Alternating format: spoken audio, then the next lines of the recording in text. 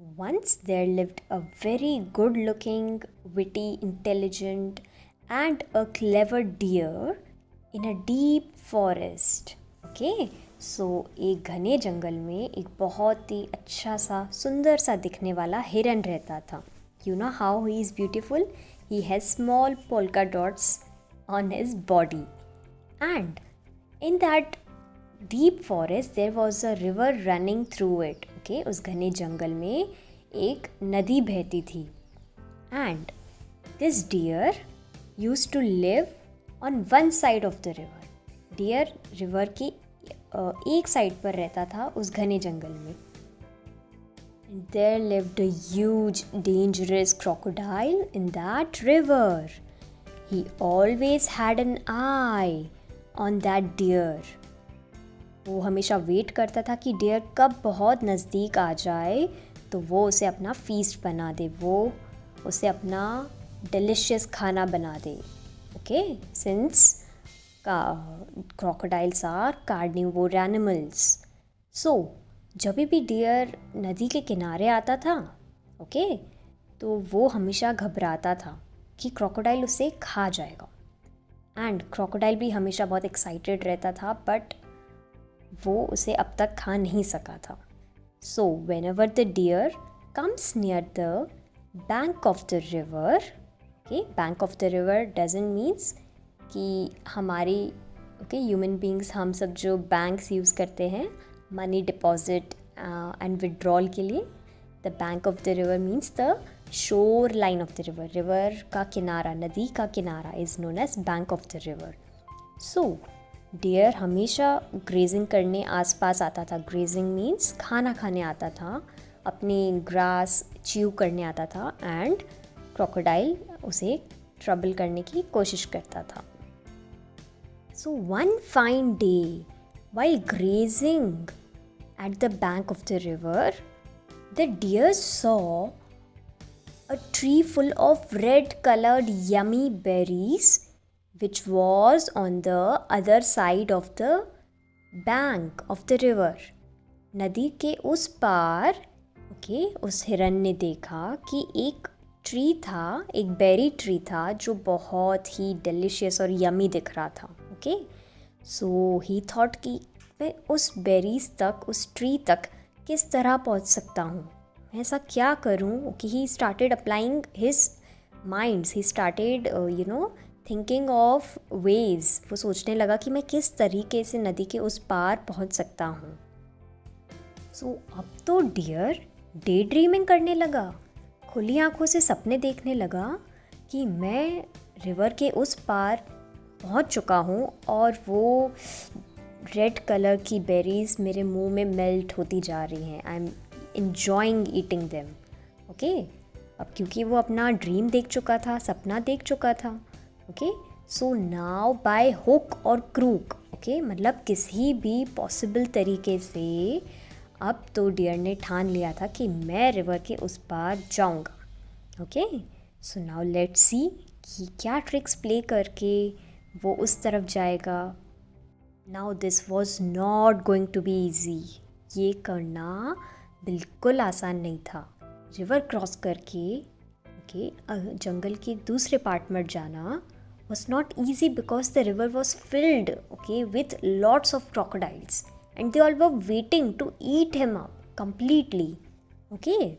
So deer ने सोचा कि मैं अपने इस डर को यूज़ करके अगर रिवर की उस साइड पहुंच गया तो मैं बहुत स्ट्रांग बन जाऊंगा एंड वो अपनी बेरीज इंजॉय कर सकूंगा. सो डियर ने बहुत स्ट्रांग डिसीजन लिया. उसने सोचा कि चलो, माना कि क्रोकोडाइल बहुत स्ट्रांग है मुझसे, बहुत पावरफुल है फिज़िकली, बट मैं भी तो कम नहीं हूँ. भले ही मैं फिज़िकली उतना स्ट्रांग नहीं हूँ, बट आई हैव ब्रेन्स, मेरे अंदर दिमाग है. So why not let's play a trick on these crocodiles. Okay, so उसने सोचा कि चलो लेट्स सी कि हम क्रोकोडाइल को किस तरह कन्विंस कर सकते हैं. So now the deer called him up. Deer ने सोचा कि चलो शुरुआत करते हैं. और उसने मिस्टर क्रोकोडाइल को पानी के बाहर बुलाया. He said, Mr. Crocodile, please come out. There is a good news for you. Please come out of the waters. What is it, dear? Why are you calling me? Asked Mr. Crocodile. So you know, crocodiles तो already काफ़ी aggressive होते हैं and इसलिए उन्होंने dear से पूछा कि क्या हुआ भाई, क्यों बुला रहे हो मुझे. तो डियर ने कहा कि crocodile, the king of the jungle has arranged a banquet for you and your friends. तो ओके, सो डियर ने कहा कि मिस्टर क्रोकोडाइल, मैं आपको ये गुड न्यूज़ देने आया हूँ कि जंगल के जो किंग हैं हमारे, उन्होंने आपके एंड आपके बाकी के फ्रेंड्स के लिए एक पार्टी अरेंज की है. Okay, a banquet is something, okay, एक अरेंजमेंट जहाँ पर लोग आके खाना खाते हैं, meals. Okay, they have their meals over there. So ये सुन के तो मिस्टर क्रोकोडाइल की आंखें बाहर ही आ गई थी एंड उनकी जो टंग थी वो लटक गई थी. Okay, just a joke. Okay, ऐसा कुछ नहीं हुआ था, but yes, this is a way of saying, ये बोलने का तरीका है कि वो बहुत हैप्पी हो चुका था. ओके, अब डियर की जो ट्रिक थी वो वर्क कर रही थी. सो क्रोकोडाइल ने कहा कि सच में ऐसी बात है, किंग ने हमें खाना खाने बुलाया है और हम सबको, सारे क्रोकोडाइल्स को. सो डियर ने कहा हाँ, आप सबको बुलाया है एंड उन्होंने मुझे एक रिस्पॉन्सिबिलिटी दी है आप तक ये मैसेज पहुंचाने की. एंड इसके अलावा किंग को बस एक इन्फॉर्मेशन चाहिए कि आप एंड आपके फ्रेंड्स कितने हैं, आज की जो बैंक्वेट पार्टी में कितने फ्रेंड्स आएंगे आपके. सो किंग उस हिसाब से खाना अरेंज करेंगे. ओके, सो क्रोकोडाइल ने कहा कि ओके, मैं अभी अपने सारे फ्रेंड्स को बाहर बुलाता हूँ एंड तुम काउंट कर लो. So deer was now ready. Just imagine, एक डियर एंड इतने सारे crocodile. So crocodile, mister crocodile पानी के अंदर गए एंड अपने सारे फ्रेंड्स को बाहर ले आए. अब डियर को अपना काम करना था. ओके, उसकी रिस्पॉन्सिबिलिटी थी कि वो क्रोकोडाइल्स काउंट करके किंग को बताए, बट ये एक ट्रिक थी, ऐसा सच में नहीं था. So now the deer played his trick. Okay, now deer ने सोचा कि चलो अब मैं इन सब से एक साथ बात करता हूँ एंड लेट्स सी कि क्या वो मेरी इस ट्रैप में फंसते हैं या नहीं.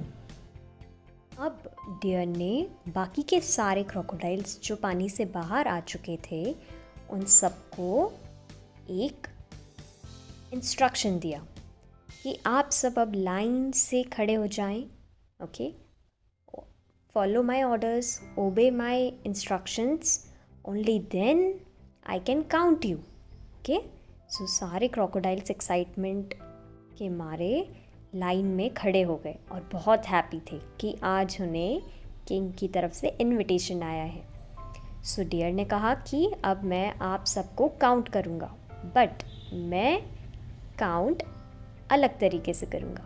मैं आपके ऊपर अपना एक स्टेप रखूँगा. I will step my feet over one crocodile and jump on the other. मैं एक एक क्रोकोडाइल के ऊपर चल के, ओके, आपकी जो स्केली एंड हार्ड बैक है उसके ऊपर चल के आप सबको काउंट करूँगा एंड फिर किंग को जितने भी नंबर्स हैं वो रिपोर्ट कर दूँगा. सो सारे क्रोकोडाइल्स तो वैसे भी आज एक्साइटेड थे, तो वो किसी चीज़ के लिए मना नहीं करने वाले थे. सो सारे क्रोकोडाइल्स लग गए लाइन में एंड डियर उनके ऊपर स्टेप बाय स्टेप चलने लगा.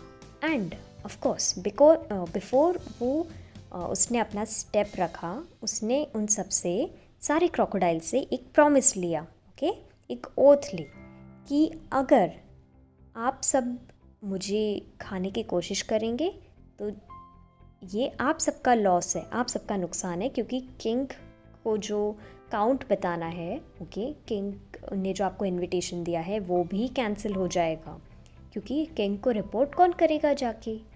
सो सारे क्रोकोडाइल्स ने प्रॉमिस किया कि ऑल राइट, डोंट वरी, हम तुम्हें नहीं खाएंगे. So after this the main step, the action starts. अब धीरे धीरे डियर एक एक क्रोकोडाइल के ऊपर चल के 1, 2, 3, 4, 5, 6 and going on. Finally river के उस साइड पहुंच चुका था जहाँ पर वो रेड बेरी ट्री थी. Now, finally, the deer reached near the berry tree and he was very happy. जैसे ही उसने अपना रिवर बैंक क्रॉस किया, उसने पीछे मुड़कर क्रोकोडाइल्स को देखा एंड सबको कहा, thank you mister crocodile and everyone, कि आपने मेरी हेल्प की, तभी ही तो मैं यहाँ पहुँच सका. एंड बाकी के सारे क्रोकोडाइल्स बहुत ही गुस्से में उसकी तरफ देखने लगे. Alright, and now in the last part he was enjoying eating his red color delicious berries. So this was the story of the clever deer. So my dear students, I hope you all enjoyed this story of the clever deer. Okay, so you all saw किस तरह deer ने बिना डरे, okay, being fearless, he just tried, okay, उसने try किया trick करने का इतने dangerous crocodile को, and they all came in his trap. Okay, so deer was very clever and all the crocodiles were very wicked. Wicked means shaitan. Okay, now the one thing which we learn from this story is that whenever there is a will, there is always a way. Okay, जब भी आप life में कुछ चाहते हैं achieve करना, कोई goal achieve करना, आप एक टारगेट बनाते हैं एंड अगर आप सारे पॉसिबल तरीके अप्लाई करते हैं उसे पाने के, आप बहुत हार्ड वर्क करते हैं कि आपने जो टारगेट बनाया है, जो गोल अचीव करना चाहते थे, आप उसके लिए कुछ भी कर सकते हैं, तो इस दुनिया में ऐसा कोई नहीं है जो आपको रोक सकता है. Okay, so it is very important. Okay, first to make a goal. अपनी लाइफ में हमेशा एक गोल होना चाहिए, एक एम होना चाहिए पहुंचने के लिए. ओके, एंड उसके बाद हमें ट्राई करना चाहिए हमेशा एंड कभी भी हार नहीं माननी चाहिए. Okay, we should always try and achieve our goals. So where there is a will, there is a way.